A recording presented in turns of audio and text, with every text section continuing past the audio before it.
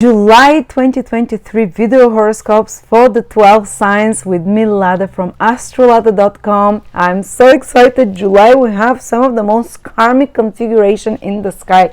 Pluto, which is considered the planet that governs the evolution of the soul and the evolutionary path, and the most karmic and fatal and fated events will square the karmic nodes, which are considered the north node is the true north of the soul, the new karma soul has to create. The south node is the past karma soul has to create. So some very pivotal fated karmic events will happen, like the universe is no longer waiting for you to make up your mind. It's giving you consequences of your actions and is realigning you to the path that is most appropriate for your soul, whether you're ready or no. So some events that I'll say for each sign what these events will be will trigger a specific big consciousness shift and realigning of your karmic direction and the karmic path in life for your soul during the next month, July and into August. And we'll speak what events this can be for each one of you. But something pivotal, very important is happening, guys, and Venus is turning retrograde, but helping this process with a trine. So I'm very excited for this month. And before I start, Nikola Stojanovic, my past teacher, the late Nikola Stojanovic, his books are still not out. His daughter is trying to publish them. He's the most genius astrologist who ever lived. But we're releasing all his courses, 9 courses for a discounted price, or you can choose just 3 of his courses in a package and get them. This is part of my Lada's Top Picks that continues the whole till October 2023, where I recommend you the best astrology courses and the themes, and Nikola Stojanovic is for everything. I mean, if you want to do astrology like a magician, like a psychic almost, check out those courses. I cannot recommend them enough. And of course I do Q&A live once per month for each group till October. If you have questions for every new package of course I recommend. So thank you. Let's begin July. Libra, Sun, Moon, or Rising, July 2023. Big event is here, Libra. The nodes are changing sign. The last time they changed sign was 1.5 years ago, and now they're changing the indications for where the big karmic events will be happening, and they're directly affecting you because one of the nodes is moving into your sign. The last time the south node was in your sign was around 19 years ago, and it will be here again till 2025 for you. What does it mean? Okay, let's start possibly with the south node, because it will be in your sign directly affecting you, and then with the north node. But first I want to tell you, when the nodes are on the axis of the 1st and 7th house in ancient astrology, this is an indication for possible marriages or meeting the right person. Some of the most pivotal events in the relationship life of a person can happen when usually almost never have I seen a marriage happen without the nodes being on the axis of the sun, the axis of the ascendant, or the axis of the moon. So if your sign is in Libra, for example, or if your moon is in Libra or moon in Aries, it can happen. If your ascendant is in Libra, or even in Aries, if your sun is in Libra on Aries, again, these are the 2 signs. If you have anything there, sun, moon, or ascendant, but especially ascendant or moon, that can indicate a very pivotal relationship. So if you're in a relationship, it can mean you might get married. If you're single, it can mean you might meet someone, or a new person enters your life that stays in your life for quite a long time, 9 to 18 years, because the cycles of the nodes are 9 years or 18 years. And interesting enough, I had the north node transit through my ascendant, the south node through my ascendant and through my 7th house, and I actually it was very sociable time. During that time I was socializing a lot, because whatever the north node transits, that's where you manifest a lot on the material level. That's where you become thirsty for. That's where you become excited to get involved in, to participate, to do things. And the 7th house is to be involved with others. I was married already, but for me it's like I met some very important, exactly on the day the north node was on my 7th house cusp, opposite the degree of the ascendant. So depends when this will happen for you. It can be sometime in the next year and a half, if you have anything in Libra. That's when I met on the same day, over 1 week, a group of 10 people, and we became, they're still in my life 6 years later, and they became very important people in my life. That actually, I even became business partners with one of them. That was my most important business partnership, and it all happened within a few days of the node transiting my 7th house, exactly the degree. But I don't know when exactly it will happen for you, but the node will be in your 7th house from this month, from July, guys.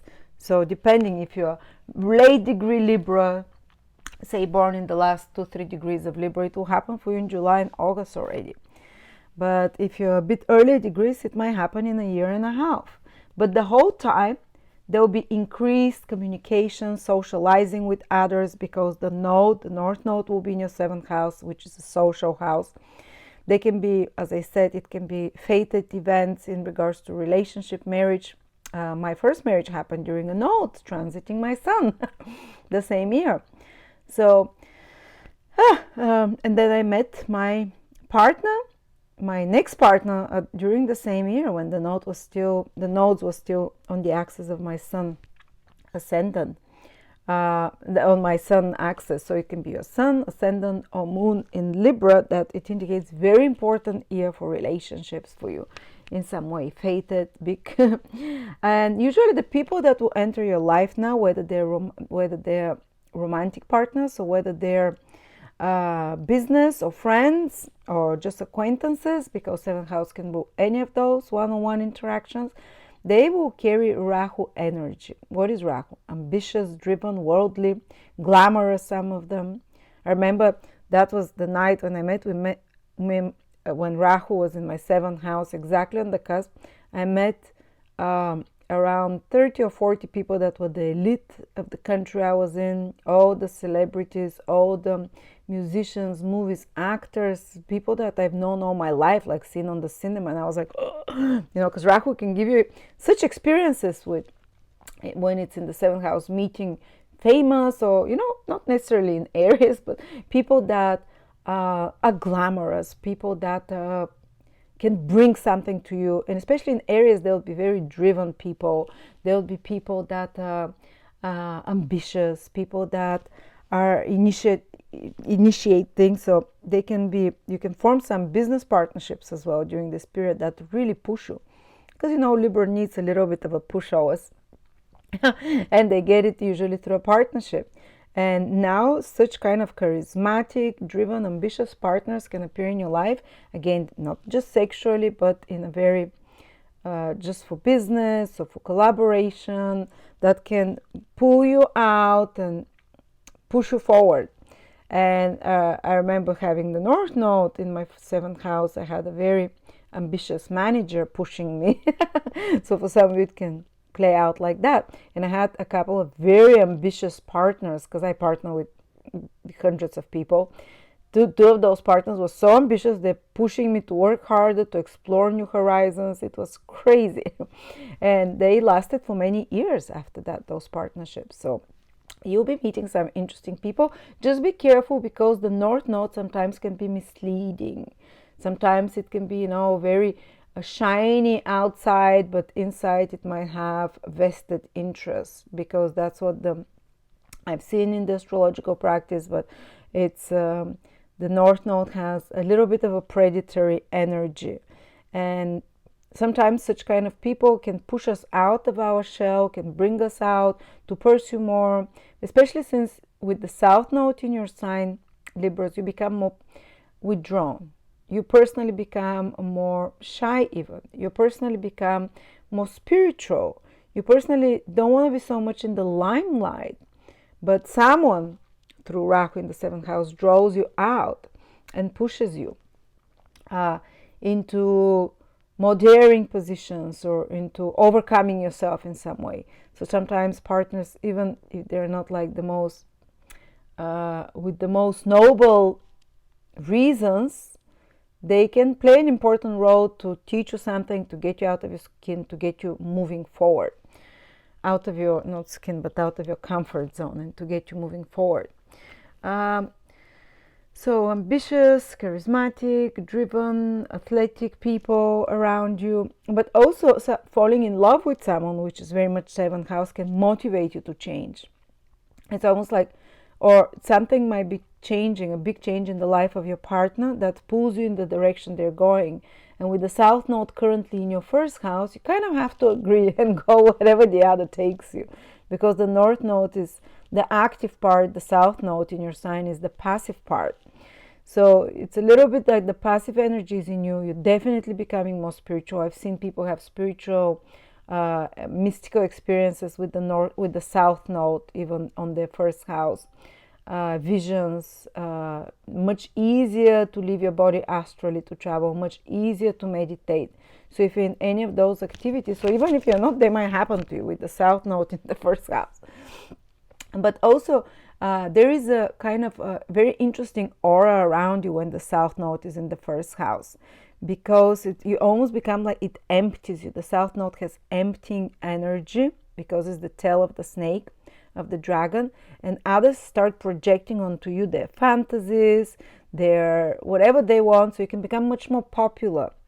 And you can draw a lot more people into your life with the North Node in the 7th house. If you're a public figure, like you can become much more, you can gain a lot more following and popularity around now, because all your fans are projecting on you like an empty slate, whatever their fantasies are, whatever they imagine you as a person, you know. And actually the South Node is very hidden. Your true self is not going to be shining or showing a lot for a year and a half. You'll be more hidden than other times. You don't want to be so much, it doesn't mean you're weak necessarily. But it's kind of your actions might be more hidden, while others, like you attract followers or admirers through the North Node of the 7th house, who are the active ones. They come to you, they approach you, they seduce you in a sense almost. Or if you have your own business, your business might grow a lot with the North Node in the 7th house of popularity and the 7th house of others. You can more find more clients or attract more clients and so on. On another level, the South Node, especially if it's your Ascendant, to a lesser degree Sun or Moon, you have to be a bit careful, especially when the eclipses right there. The next ones will be October, I think. Starting in October, even at the end of September, you have to be careful with your health. Definitely the South Node has a bit of a weakening influence on health, on strength of the body. Again, I cannot tell you what exactly will happen for each one individually, but it has been observed and it has to be watched for. But it seems like the dynamo behind you is another person, or someone charismatic that appears, that changes your life, or foreign people, different people from different social circle can appear in your life. The North Node is people either with higher standing or with a different religion, different culture, different state, different more wealth or prestige than you, for example. And of course, North Node in the 7th house is known to marrying up. So like starting a relationship for reasons of reaching certain goals, for example, as well. But again, as I said, I very rarely see a marriage or very important relationship without the nodes playing within that year and a half of the marriage. So, you know, but you can attract definitely with the North Node people that are more worldly, let's say, people that are more street smarts, people that are more ambitious, people that are foreign and kind of tempting. They can be a temptation for some of you. It's my husband Ascendant. So I hope I'm the temptation. But usually North Node means something new. You're drawn to something new, something exciting that comes from other people. Or if it's your current partner, there's some big change happening in their life that will make them either more ambitious, more driven, or something changes in their life and in their circumstances in a big way that affects you as well, and that in some way you have to drag along in a way, or but you can gain through that as well. Okay, then the North Node likes to try unusual things. So sometimes people like to experiment sexually or in relationships. Say if you're in a committed relationship, to open it up, to do something unusual, something. North Node is very progressive energy, very woke energy, liberal kind of, like anything goes. There are no morals. Just let's try something new. Let's throw out the old, the tested. So you might be quite willing to experiment in relationships, or attracting such people that are more like, oh, anything goes, let's experiment, let's try, or your partner kind of becoming a bit like that. So it can play out from different ways. Of course, the North Node, in a negative way, it can indicate that you attract someone who is already involved with someone, or someone who's divorced, been married and is divorced. Sometimes the North Node, there's some contamination there with the North Node, but something to make it spicy, a bit forbidden, or a bit exciting, a bit taboo, or a bit different than the relationships you've done before. For me personally, we experimented a bit, but definitely it was meeting a lot of new partners, business partners, and ambitions and driven people, and collaborating a lot more than at a time. So for some people, it's not always on a personal level so much. But some of the biggest changes in life happen when the axis on the eclipses are going to be happening for 2 years on your axis of your sun, moon, or ascendant. And sometimes, because South Node is Libra, there might be some losses, some big things shifting, but something new always comes from the eclipses with the North Node in the opposite sign. Now, this month, though, the moment the nodes move into the first, in your 7th house, and especially the late-born Libras will feel it very strongly. Those born 19th, 20th, 21st, 22nd of, of October. They would feel it very strongly. But Pluto, the planet of karma, is squaring all the time the nodes, the whole July and into August. The most karmic planet, squaring the 2 karmic nodes. It's very rare transit. It's like the universe says, we're not giving you time to use free will anymore and to make up your mind, because these are hard aspects as well. It's a T-square. You're forced into a certain new direction. You're forced into the fate that is more aligned to you. And it can feel like a slap or a crisis, but it's what's right for you, for the growth of your soul. Because the most important karmic planets for the growth of the soul are involved. You're not going to be weighted around. Something will escalate. Something's going to give. And Pluto is the planet the pebble that turns the card. Or actually the pebble that gets unedged and allows the card to start moving. And let's look at it more positively. But something, and Pluto comes from the 4th house, so it can be something to do with home, with family, with place of living. Something important like relocation can be happening for you in the next 2 months. Big change in the family.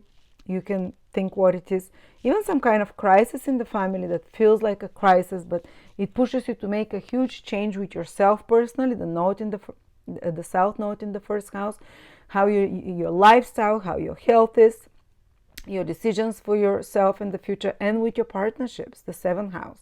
So the change can come from any of those 3 points that are putting you on the cross. Actually, the opposite, where there is no planet as well. Even your career, it can come out from the empty leg of the cross, like a bit like in mechanics, where it explodes from the part that is empty. So it can be some big change and karmic realignment. That's high time for it to happen. That feels a bit fatal because Pluto is involved. It's fatal, but that's the desire of the soul. And I'm not talking involving death, but it's like no turning back after. Connected to a personal life, family, home, place of living, parents, or connected to your relationships, or connected to you, your own choices, your health, your personal direction in life, or to your career, authorities, father figure, parents figures,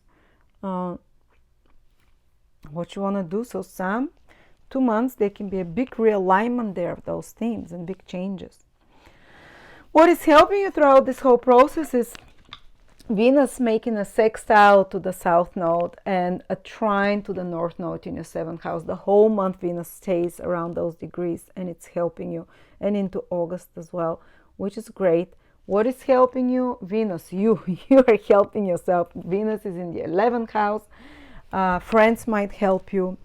Social environment, like-minded people, talking with others about it. It's a social house. Older sibling can help you, the 11th house. Or again, Venus is also women always, like a woman can be helping, but maybe participating in activities and events of like-minded people, and having a plan. The 11th house, where Venus is the house of goals and dreams. So whatever changes are happening, if you have a clear goal and dream in your head, even if there's some sacrifices that have to be done and some changes and realignments, this idea will keep you.